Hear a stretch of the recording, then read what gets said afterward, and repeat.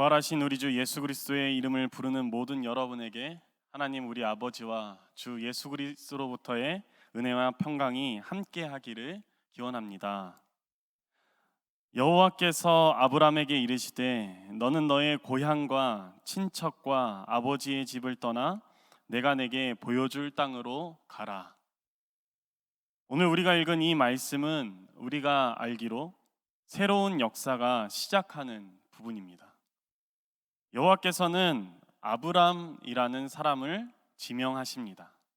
그리고 더불어 여호와께서는 아브람이 움직일 수 있게 명령하십니다. 이 명령을 구체적으로 살펴보면 두 가지 내용인데요. 하나는 아브라함의 고향과 친척과 아버지의 집을 떠나라는 것, 그리고 다른 하나는 여호와께서 아브라함에게 보여줄 땅으로 움직이라는 것입니다. 여러분은 이 두 명령을 어떻게 읽으십니까? 통상 우리는 이 명령을 다음과 같이 읽어냅니다. 고향과 친척과 아버지의 집을 떠나라는 것에서는 이 안락하고 풍요로운 곳으로부터 떠나가라라는 것으로, 내가 내게 보여줄 땅으로 가라는 것에서는 아무것도 알려주지 않지만 순종하면 복을 주겠다라는 것으로 우리는 해석하곤 합니다. 그래서 우리는 아브람이 정말 대단한 사람이라고 여깁니다. 실제로 대단하기도 하고요. 안락과 안정, 풍요로운 것을 떠나 어느 것도 예측할 수 없는 것으로 간다는 것은 오늘을 사는 우리에게 굉장히 불가능에 가까운 일이기 때문입니다. 만일 하나님께서 현대의 우리에게 아브라함에게 오늘 하신 그 말씀과 명령처럼 너의 그 풍요로운 것과 안정된 것을 떠나서 내가 내게 보여줄, 그러나 너는 모를 그곳으로 가라라고 명령하신다면 우리 중에 누가 그 명령을 쉽게 순종하며 받아들일 수 있을까요? 오늘을 사는 우리에게 오늘 하나님의 이 말씀은 시작부터 굉장히 불편합니다. 그런데 여러분, 오늘 새로운 역사를 여는 이 말씀의 시작, 곧 아브라함의 이야기가 창세기 12장에서 처음으로 시작하는 것이 아니라면 오늘 우리는 이 명령을 다르게 읽어야만 합니다. 성경을 예민하게 읽으시는 분들이라면 아마 아브라함의 이야기가 창세기 12장이 아닌 창세기 11장부터 시작된다는 것을 눈치채셨을 것입니다. 아브라함이 처음으로 등장하는 부분은 오늘 이 12장의 말씀이 아니라 그의 아버지 데라의 족보가 언급되고 있는 창세기 11장 후반부부터라는 것입니다. 성경이 있으신 분들은 함께 잠시 말씀을 봤으면 좋겠는데 창세기 11장 27절로 32절 말씀입니다. 데라의 족보는 이러하니라. 데라는 아브람과 나홀과 하란을 낳고 하란은 롯을 낳았으며 하란은 그 아비 데라보다 먼저 고향 갈대아인의 우르에서 죽었더라. 아브람과 나홀이 장가 들었으니 아브람의 아내의 이름은 사레며 나홀의 아내의 이름은 밀가니 하란의 딸이요 하란은 밀가의 아버지며 또 이스가의 아버지더라. 사레는 임신하지 못함으로 자식이 없었더라. 데라가 그 아들 아브람과 하란의 아들인 그의 손자 롯과 그의 며느리 아브람의 아내 사레를 데리고 갈대아인의 우르를 떠나 가나안 땅으로 가고자 하더니 하란에 이르러 거기 거류하였으며 데라는 나이가 205세가 되어 하란에서 죽었더라. 우리는 족보를 보면 이 족보가 왜 성경에 기록되어 있는 것일까 하면서 그냥 지나칠 수 있는데, 그렇게 족보가 별것 아닌 것처럼 우리 눈에 보일 수 있지만 오늘 이 족보 가운데에서는 아브람이라는 사람이 처한 상황에 대해서 우리에게 알려주는 몇 가지가 있습니다. 특히 12장 1절에서 언급하는 아브라함의 고향, 친족, 그리고 아버지의 집이 무엇을 가리키는지까지 우리는 확인할 수 있습니다. 자, 아브라함의 아버지의 이름은 데라입니다. 아브라함에게는 형제들이 있는데 하란과 롯입니다. 이들의 고향은 갈대아인의 우르라는 곳입니다. 그런데 거기서 아브람과 그의 가족은 비극을 맞이하는데 그의 형제 하란이 먼저 세상을 떠난 것입니다. 성경은 굉장히 일어난 일에 대해서 덤덤하게 이야기하고 있지만 아들을 먼저 보낸 데라나 동생을 먼저 보낸 아브람의 슬픔은 이루 다 말할 수 없을 것입니다. 가족을 잃은 슬픔을 뒤로하고 새로운 삶을 시작하기 위한 선택으로서 아브람과 나홀은 가정을 꾸립니다. 그러나 아브람은 하나님께 버림받은 인생이었을까요? 아브람에게 새로운 생명은 찾아오지 않았습니다. 그의 아내 사레는 임신하지 못하였고 아브람에게는 그렇게 자식이 없었습니다. 아브람의 가족은 슬픔이 가득하고 생명이 없는 곳에서 벗어나려고 했는지 고향을 떠나 움직이려다가 그만 하란에 거류하고 맙니다. 그리고 아브람은 거기서 자신의 아버지 데라마저 떠나보내게 됩니다. 어떻습니까, 여러분? 우리는 간략하게 아브람의 고향과 친족과 아버지의 그 집의 이미지를 족보 가운데서 확인할 수 있었습니다. 그 이미지가 어떻습니까? 과연 그 아브람이 떠나는 그의 고향은 안락한 곳이고 정말 그의 친족과 아버지의 집은 따스함과 안정이 가득한 그런 곳입니까? 우리가 창세기 11장에서 확인한 이 아브라함의 삶에는 어떠한 생명의 기운도 느껴지지가 않습니다. 그의 삶은 마치 사면이 죽음으로 막혀버린 것 같습니다. 그의 삶은 고립되었고 정지되었으며 마비되었습니다. 그에게 움직일 수 있는 힘이 과연 남아 있을까? 의문만이 남는 상황입니다. 자, 이러한 삶의 고립이 비단 오늘 창세기 12장에 등장한 이 아브라함에게만 해당될까요? 현대 사회에서도 우리를 한 공간에 가둬버리는 일들이 비일비재하게 일어납니다. 한국청소년정책연구원에서 2020년 만 18세에서 34세를 대상으로 청년사회 경제실태 및 정책방안 연구를 진행하였는데요. 거기서 평소 외출을 잘 하지 않는 청년들이 굉장히 많다는 사실을 밝혀냈습니다. 이 연구에 따르면 은둔하는 청년들이 2019년 22.2%에서 2020년 1년 만에 37.4%로 증가했으며 그 이유를 가만히 보자니까 취업이 잘 되지 않아서라는 응답이 가장 높은 비중을 차지했습니다. 또한 외출하지 않는 기간에 관하여 살펴보니 6개월 이상에서 1년 미만의 기간 동안 외출을 거의 하지 않았다는 응답에 2019년에 12.1%에서 1년 만인 2020년에는 2배 24.2%로 늘어났다고 보고했습니다. KBS 대세남이라는 곳에서 다큐 5분 달그릇이라는 그런 프로그램명으로 진행하는 프로가 있는데 이 프로는 우리 사회에 보이지 않는 방금과 같은 제가 보고했던 그런 내용을 찾아서 우리에게 보여주는 그런 프로그램입니다. 그 가운데 2021년의 가을에 방영된 하나의 그 이야기가 있는데 제목은 나는 은둔 청년입니다 였습니다. 그 프로에 보면요, 방에서 나오지 않는 청년들, 은둔이라는 이름으로 한 사람의 청춘을 방에 가둬버린 그 사회에 대한 이야기가 소개되었습니다. 제가 사회에서 필요 없는 존재라는 생각이 들고 왜 나는 이렇게 살지?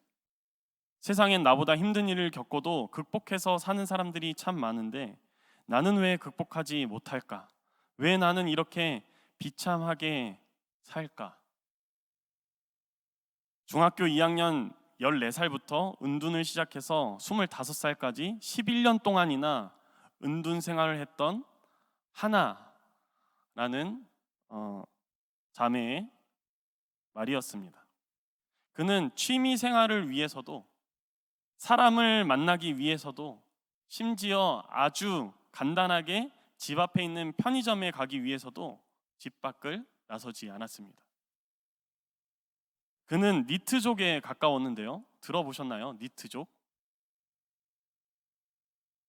스웨터 입는 사람들 말고, 니트족이라는 이 신조어는요, 일을 하지 않으며 일할 의지도 없는 청년 무직자를 가리키는 말이 니트족이라고 합니다. 그는 니트족처럼 살고, 또한 우리가 소위 말하는 히키코모리처럼 방에서 나오지 않는 삶을 살았지만, 나름대로 규칙적으로 생활해보려고 굉장히 많은 노력을 했다고 합니다. 그럼에도 그의 모든 생활은 그 방 한 칸에서 이루어졌습니다. 잘 모르는 사람이면 하나라는 자매 스스로가 스스로를 방에 가둔 것처럼 생각할 수 있습니다. 본인 마음에 맞지 않는 것이 있으니까 나가지 않았겠지 라고 우리가 아주 가볍게 생각할 수 있겠습니다만, 그가 처음 방에 자신을 가두었을 그때는 하나의 아빠가 엄마와 자신을 무자비한 폭력을 행세한 그 이후에 자신을 방에 가뒀다는 것입니다. 한창 친구를 사귀어야 할 14살짜리 소녀는 그렇게 자신의 몸과 자신의 마음을 방 한 칸에 가두어 버립니다. 가장 따스해야 할 장소에서 가장 큰 두려움을 겪은 하나는 스스로를 바깥으로 끌고 나갈 힘을 잃어버리고 만 것입니다. 오늘 아브람은 평안이 있어야 할 그 고향에서 불안을 겪고 있었던 것은 아닐까? 온기가 가득해야 할 가정 속에서 오히려 그 뼛속까지 아려오는 냉기를 느껴버리고 만 것은 아닐까? 생명의 근원이 되는 그 아버지의 집에서 자신도 모르게 모든 힘을 잃어버리고 만 것은 아닐까 생각해 봅니다. 그렇게 아브람이 가족을 잃었을 때, 생명의 기쁨을 잃고 소망을 잃었을 때, 아무 힘도 없어 그 자리에 주저앉고 말았을 그때 오늘 하나님께서는 아브람에게 찾아오십니다. 그리고 그에게 말씀하십니다. 여호와께서 아브람에게 이르시되 너는 너의 고향과 친척과 아버지의 집을 떠나 내가 내게 보여줄 땅으로 가라. 불안을 조성하고 죽음이 창궐하며 절망만이 가득했던 그 공간에서 일어나 하나님이 보여주실 땅으로 움직이라, 그렇게 아브람에게 명령하십니다. 그리고 약속하시기로, 본문 2절에서 3절 말씀인데요, 내가 너로 큰 민족을 이루고 내게 복을 주어 내 이름을 창대하게 하리니 너는 복이 될지라. 너를 축복하는 자에게는 내가 복을 내리고 너를 저주하는 자에게는 내가 저주하리니 땅의 모든 족속이 너로 말미암아 복을 얻을 것이라 하신지라. 하나님은 절망 가운데 있는 아브라함을 지명하셔서 아브라함의 삶에 여태껏 본 적 없는 생명들이 앞으로 일어나게 해주겠다 약속하십니다. 이 약속은 그를 통하여 이 땅 가운데 그의 가족뿐만 아니라 모든 민족들이 하나님의 나라를 경험하게 해주겠다라는 하나님의 위대하고도 원대한 계획입니다. 하나님은 죽어가는 아브라함의 삶을 선택하셨고 그에게 힘을 주셔서 그로 움직이게 하셨으며 그에게 생명을 허락하셔서 비록 아무것도 보이지 않지만, 아무것도 손에 집히지 않지만 그가 조상이 되는 꿈을 꾸게 하셨다라는 말입니다. 이 일을 또 누가 할 수 있을까요? 요한복음 20장에 보면 길을 잃고 고립된 사람들이 또 한 명 등장합니다. 그들은 세상을 바꿀 능력이 있다고 확신했으며 또 새로운 세상을 가져올 것이라고 믿었던 선생님을 잃어버렸던 제자들입니다. 선생님을 떠나보낸 것은 비극이었고 동시에 현실로 그들에게 다가왔습니다. 그러나 더욱 심각한 것은 이제 선생님에게서 자신들의 차례가 되었다는 사실입니다. 예수 선생님이 돌아가신 후 3일이 지났으니 이제 예수께서 부활할 가능성은 전무했습니다. 게다가 이 날은 유대인들의 안식일이 막 지난 첫날이었기 때문에 유대인들이 자신들을 잡으러 움직일 가능성이 굉장히 짙었던 때였습니다. 유대인들이 두려웠던 제자들은 스스로를 방에 가두었습니다. 아무도 그들에게 접근하지 못하도록 모든 통로의 문들을 닫아버렸습니다.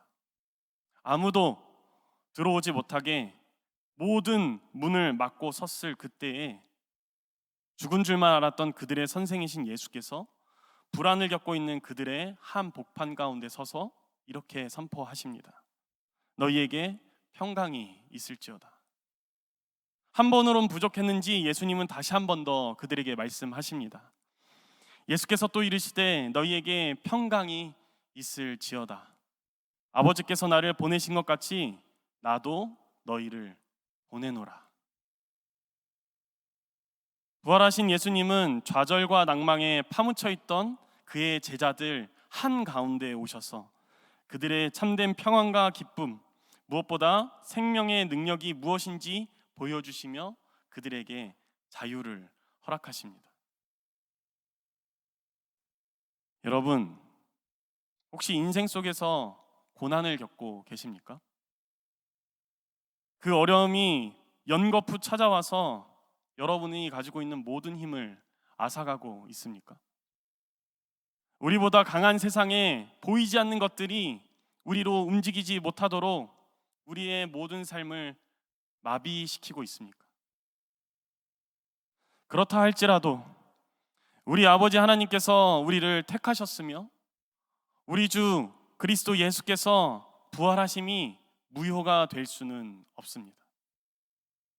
세상이 우리를 옥죄어오고 세상이 우리를 고립시킬수록 그러면 그럴수록 부활하신 주님은 우리 가운데 찾아오시며 우리를 부르시며 우리에게 힘을 주시며 그래서 우리로 다시 한 번 더 일어설 수 있게 하십니다.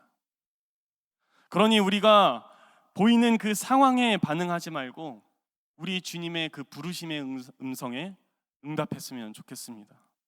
사도 바울은 오늘 아브라함의 이 사건에 관하여 이렇게 해석하며 우리에게 권면합니다.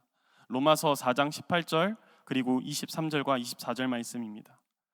아브라함이 바랄 수 없는 중에 바라고 믿었으니 이는 내 후손이 이 같으리라 하신 말씀대로 많은 민족의 조상이 되게 하려 하심이라. 그에게 의로 여겨졌다 기록된 것은 아브라함만 위한 것이 아니요 의로 여기심을 받을 우리도 위함이니 곧 예수 우리 주를 죽은 자 가운데서 살리신 이를 믿는 자니라. 아멘. 생명을 느낄 수 없었던 그 아브라함의 상황에서는 이러한 하나님의 약속과 음성과 명령이 얼토당토하지 않는 이야기로 들렸을 수 있습니다. 비현실적인 약속이며 희망 고문에 속하는 말씀일 수 있습니다.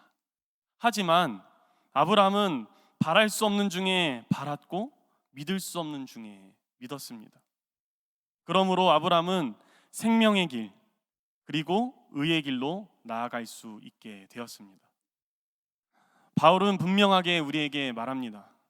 이는 아브라함뿐만 아니라 부활하신 우리 주 예수 그리스도를 믿는 우리에게도 오늘 유효합니다. 그러니 이 생명의 계절 부활하신 주께 앞으로 나와서 우리의 믿음을 드렸으면 좋겠습니다.